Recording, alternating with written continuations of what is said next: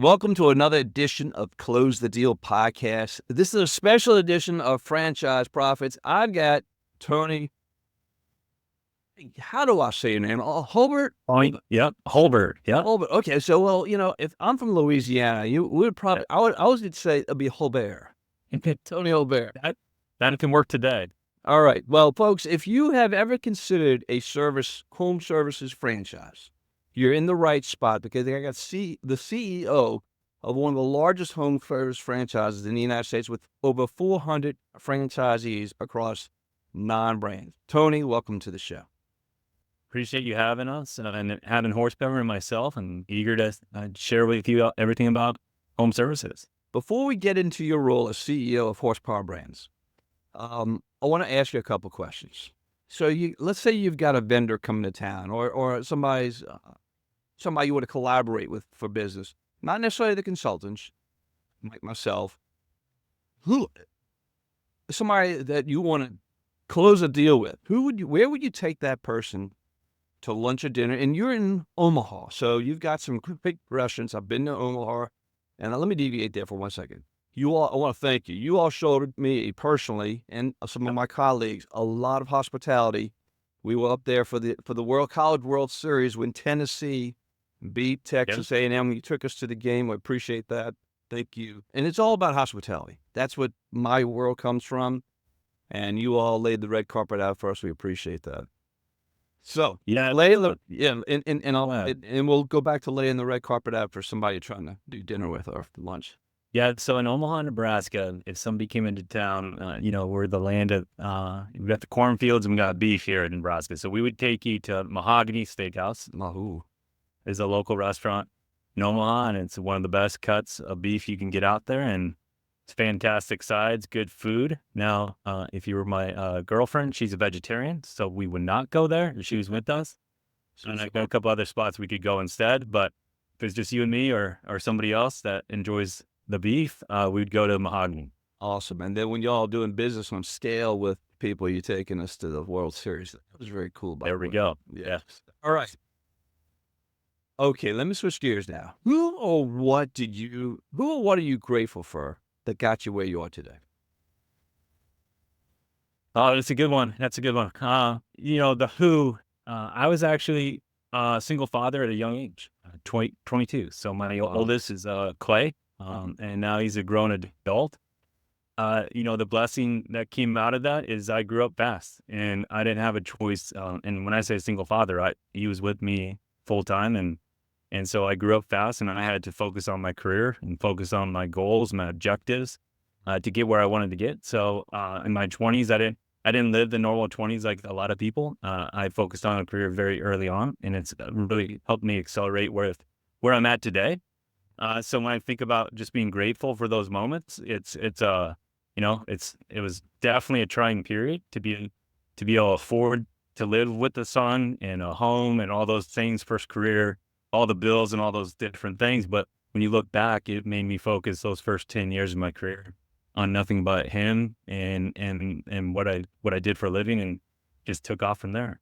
It's really interesting because you found a lot of people like me, children, well, I didn't have children, but children come later in life, and that puts a focus on something that's larger than you at a young age. A lot of responsibility too.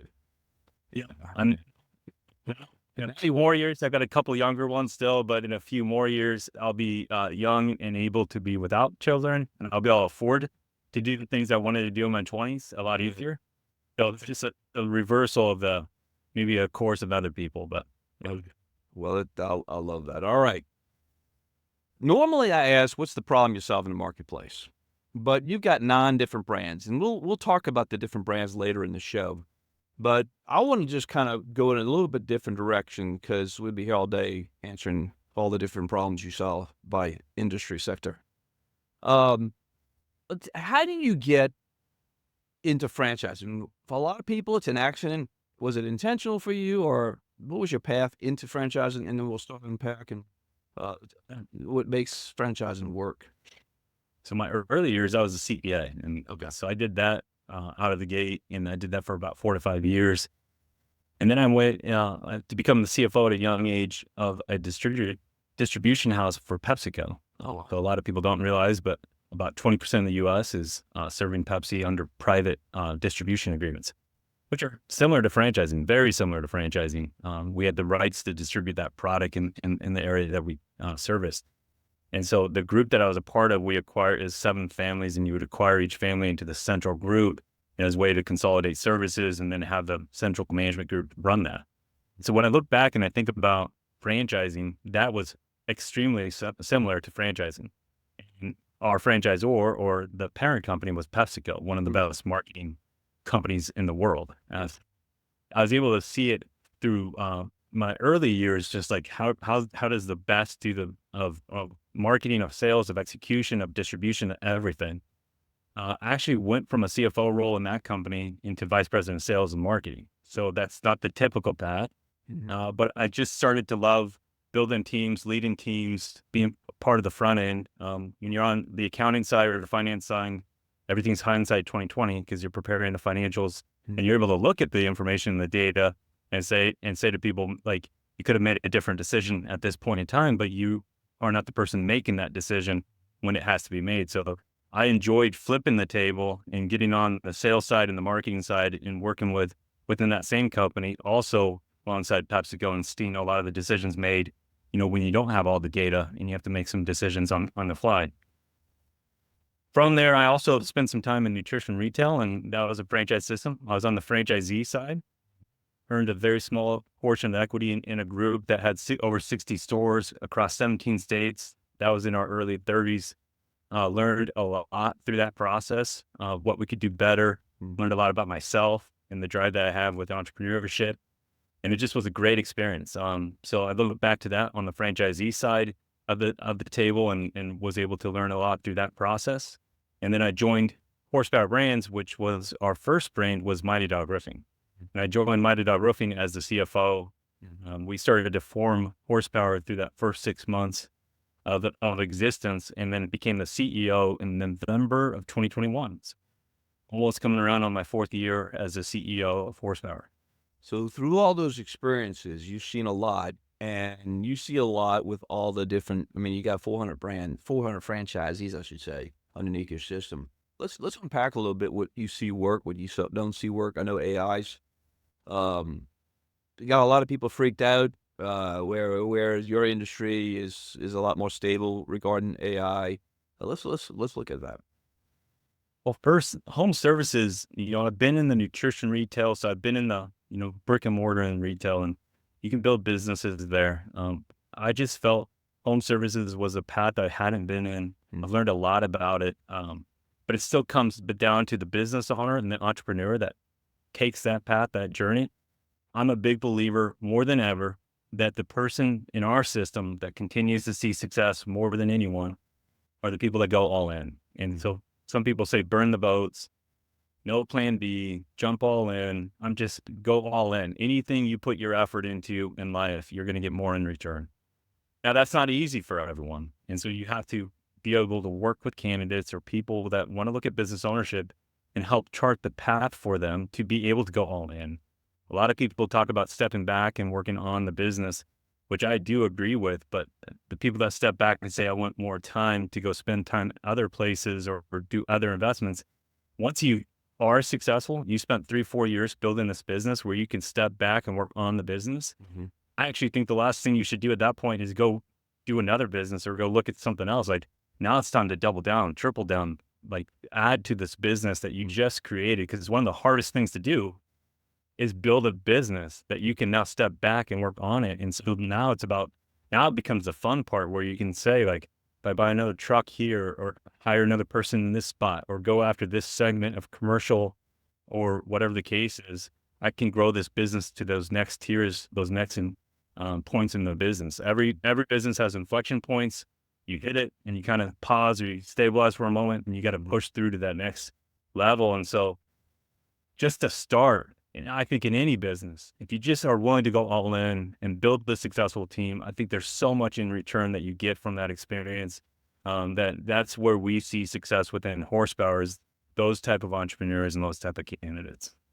What drew you to the home service side of it? Because, and let's talk about, Because I mean, I agree with you 100% because when you're all in a sector like home services, there is no ceiling.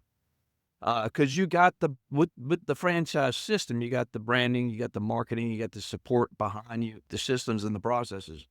But why is home services thriving when other sectors are hit and miss a little bit sometimes? Yeah. So, I mean, you can buy a geographic space. So when you're centered on a retail location or food or restaurant location, how you grow and expand, which can work in profitable and successful models, is now you have to build out that second location in another area of this geographic space and in a third location. In home services, every day is an opportunity to go attack the market wherever the demand is, or to create the demand or the awareness of you. So there's just so much opportunity each day that you wake up, especially in those first 12 months of business ownership, that you can always look for all the reasons why it may not be working for you, but there's too much opportunity every day that you wake up that you can create a list of how you can grow demand in your business and awareness in your business. I just love that from the home service side.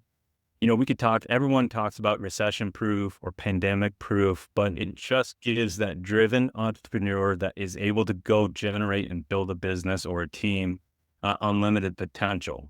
And then you start to go to residential and multifamily and commercial. And then the segments of your business, whether if it's painting, it's interior, it's exterior, potentially gutters, siding, if it's roofing, you can do roofing, siding, windows, gutters, like so many segments within your business, segments of customers, and then the geographic territory that you purchase, you can just go create your own success and your own future demand.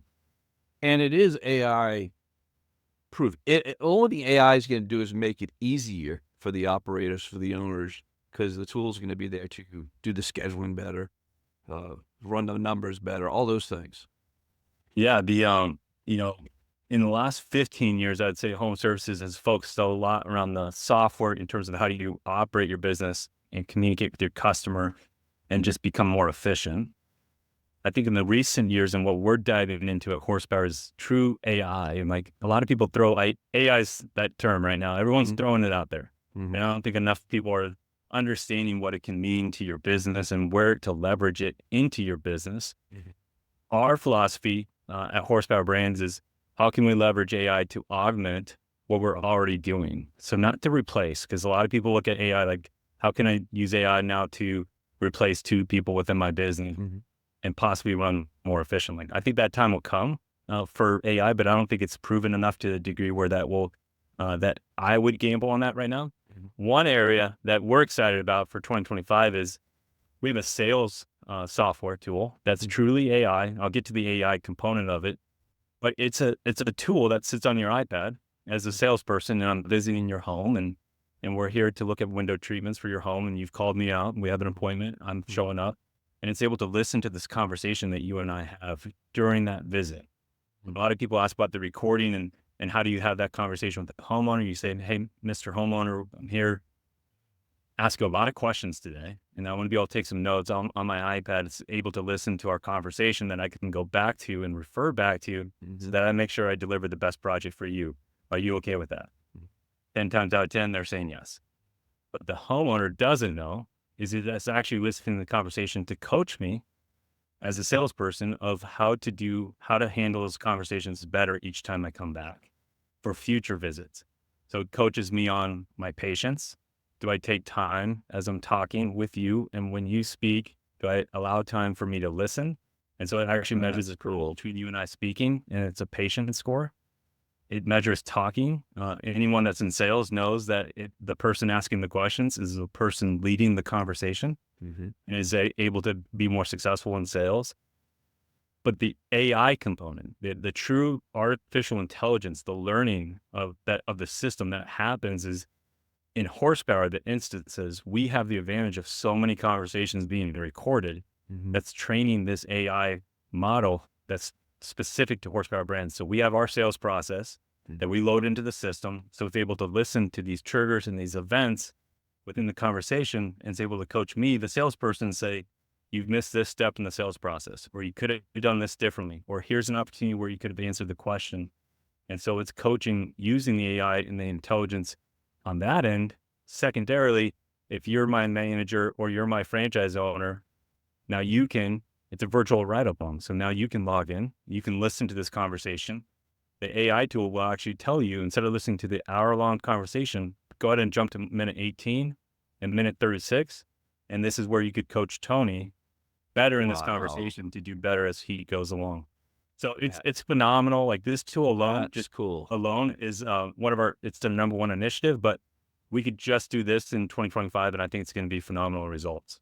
A lot of brands look for differentiators, and that's certainly a differentiator.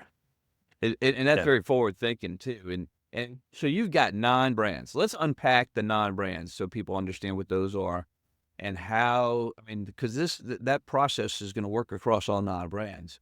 But just list the 9 brands, what they do, and then we'll dive into the last one that you all just added. Yeah. Well, I'll save the newest one till the end. There's 3 categories for anyone listening to this for us.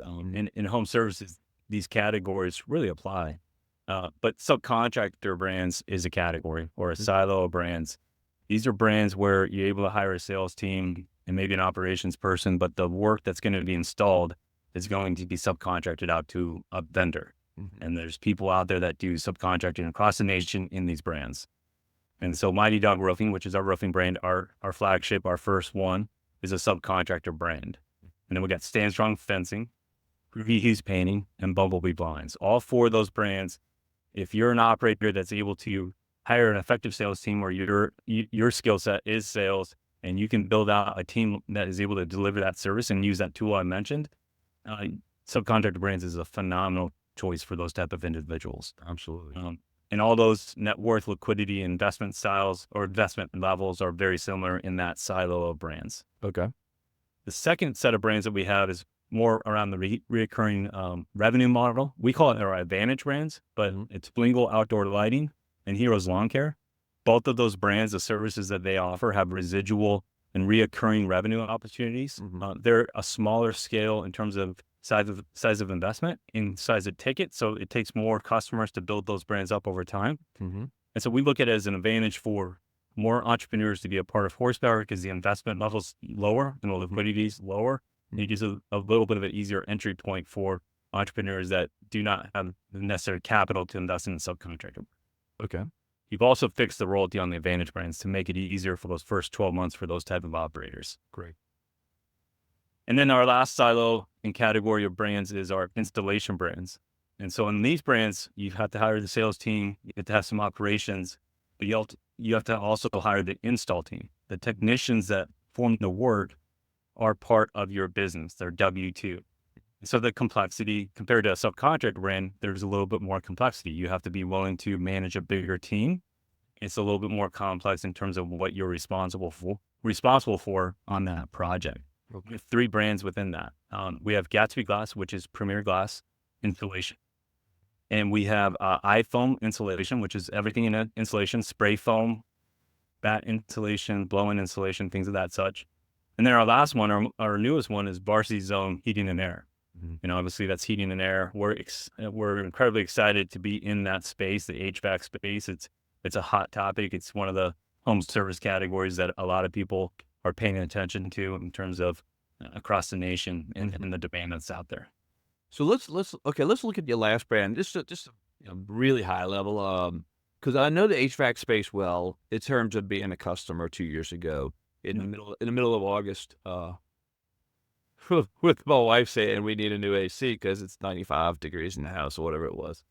And I invested a lot in that. I bought a car in 1992 that cost the same as what it cost to put my AC system, to redo the whole system that was from the 1960s and 70s, whatever it was. Great revenue model because strong revenue, high demand. Everybody has AC and heating. They all need it fixed from time to time. It's just the nature of the beast. What's the model look like for the franchisee and the investment level and potential revenue side for something like that? Well, you hit on an important piece. So our brand is Varsity Zone, so it's got this, and it's good timing because of March Madness, but it's a sports theme, heating and air, red versus blue. And so it's got that theme to it. And so our reoccurring revenue is your season tickets. You need to renew your season tickets, which is is about the us coming to your home and the recurring revenue model of us maintaining your heating and air. And so the key to HVAC is getting that recurring model, and that's private equity is chasing towards this space, and that's part of it. Like they're always attracted to areas where they can have a reoccurring revenue model, aside from the big ticket, which is the full replacement. But you get the big ticket opportunities by creating these maintenance opportunities where I'm in your home on a frequent basis throughout the year, servicing your mechanical room. And then when the opportunity exists, now we look at possible replacement. So that's a key part. Like, and once you start to understand the HVAC area and the industry, that's what you start to become attractive to. Because if you stay the course and you remain patient, while yes, those big ticket items and are fun to have, and those are key. The best part of the business models are your recurring revenue. You go over time, you build that up, and you get a reoccurring customer base, and you can really service your community in a meaningful way. The second reason that we got into Varsity Zone, it was our last acquisition that we've done, but it was strategic because we wanted to get into that mechanical room. And a lot of people ask, what's next for horsepower brands?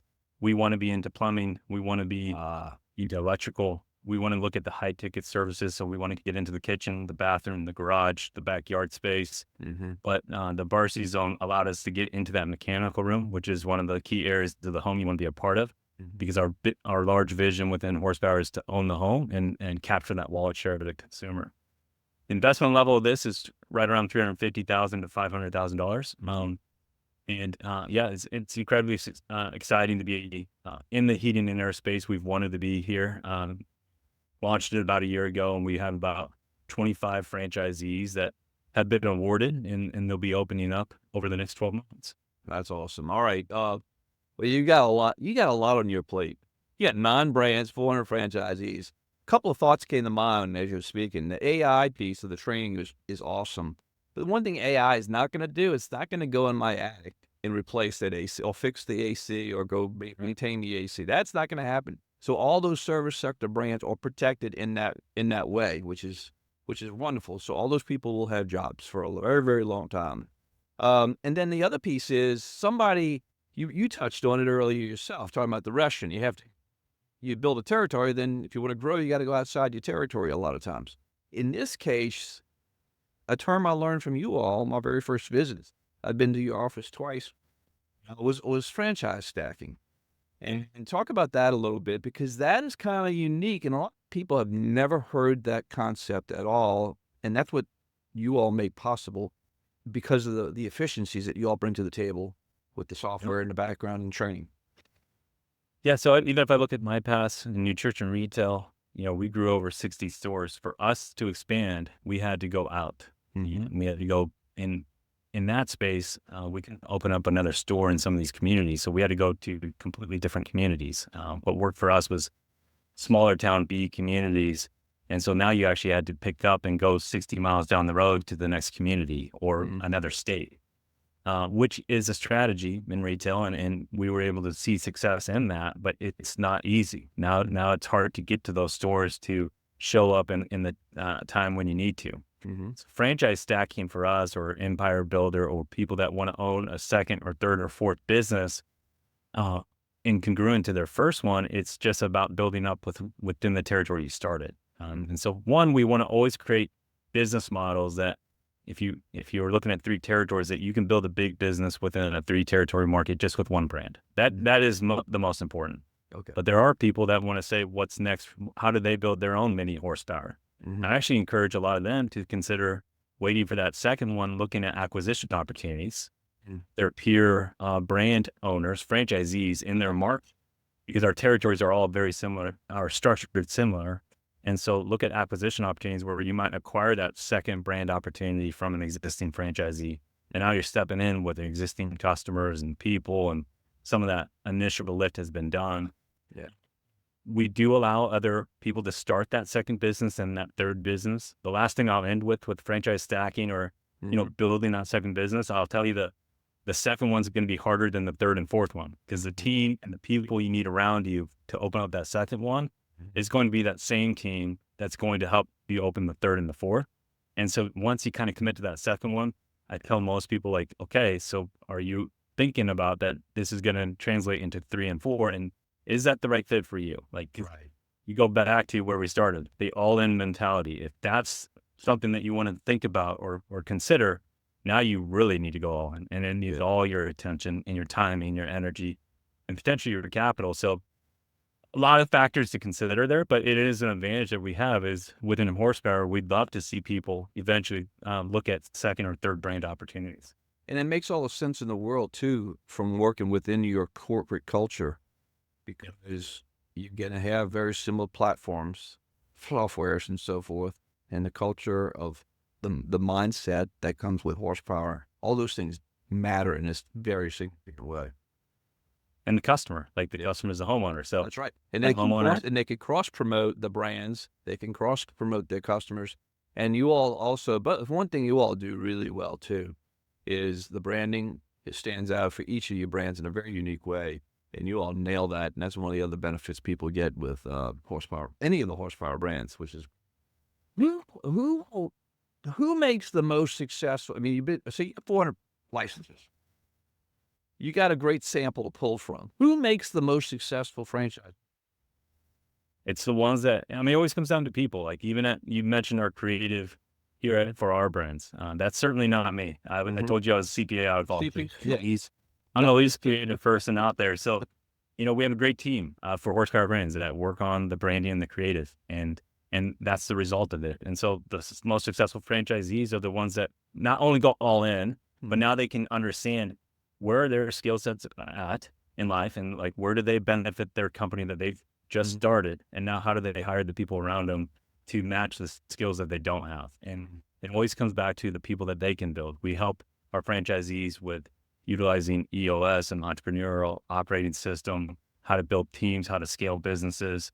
And so coaching some of that sometimes is even more important than coaching the things you need to do in your roofing company. And so just making better business owners.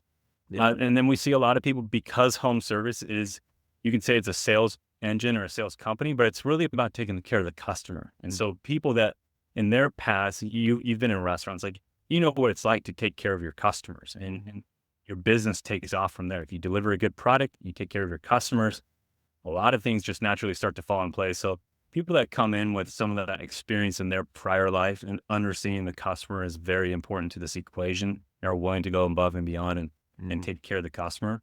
And then the last thing is just being involved in that local community. Like, that's the thing that we can't do. And people that, because it's home service, the more you get out from behind the desk and you get into your community, the more your business will continue to scale. And so the people that want to truly, truly be involved in a local community, we see a lot of success for them. There's a lot of impact that y'all have. A lot of impact. Yeah, there's no doubt about that. A fun question, and then I'll wrap us up. This is a fun question, off center a little bit. So you've been in this route of CPA, you've been in the franchise route for a while, but if you were not doing any of that, what would be the ultimate dream job for Tony Holbert? I think the reason that, I like this current career path that I'm in and being part of horsepower is some of the things I've done consulting in my past work. I didn't mention that on the front end, but some of the best times I've spent is doing consulting for small business owners. They saw a lot of value in speaking with me, and we solve things in those processes. And I love to help people find solutions to their business problems. And so I'm able to scratch that itch every single day within horsepower, a lot of times. So Love it. I get a lot of value just being part of this organization. But if I could, like, the dream job would be able to do that on a mountain in Colorado. So if I could combo those things in, now it's the check the box all the way through. I love it. If I could be on the mountain and do consulting, that's what I would be doing. And the name, I just thought about this. I never really thought about this all this time. I mean, I've always been having a hospitality bent to what I do, but I talk about home services all the time, but the term serve is in the name services. That's true. And that's exactly what you love doing, and it shows. All right, folks, if you'd like to learn more about some of the horsepower brands, he's got a stable of them, as you can see. Get in touch with me at closethedeal.com, and you just hit the contact us button. I'll be in touch with you right away. Tony, I want to thank you for being on the show. It's been an honor to have you. And I appreciate the hospitality again. Speaking of hospitality, There we go. It's been an honor being here. I appreciate you having us on, and and talking about horsepower. Thank you. I appreciate it. Thank you. And that is a wrap with Tony. Look, folks, I love the home service space. It's I always talk about it all the time. I had 3 people who I had to hire during COVID to come work in my home, and the one that I could trust and I knew the work would be good was the franchise, and the demand is always there. And I love the AI approach that they're bringing with their software. How cool is that? That is a neat software. I love that. And lastly, you want to learn about franchising. You don't know where to begin. Just like it says there are systems and processes for franchising, which creates a roadmap. I've got a roadmap for you. It's called Your First Franchise Roadmap. I wrote this book. I get asked a lot of questions. How do I even begin? Well, this is a great start point, and I'd love to gift you a copy of the book. Visit yourfirstfranchise.com. Yourfirstfranchise.com. That's the website from my book, and you can grab a copy right there, and you can get started right away. That's a free version of it on the website. If you want to go to Amazon, well, it costs money on Amazon, but guess what? 100% of the profits are going to go to Make-A-Wish. So it's a little bit of a way of giving back. I appreciate that. Anyone who considers doing that. And finally, you know the drill. We're finishing up on a Friday afternoon. Be intentional. Make today, the Friday, a great day, and make your weekend a great weekend. You take care. Bye-bye.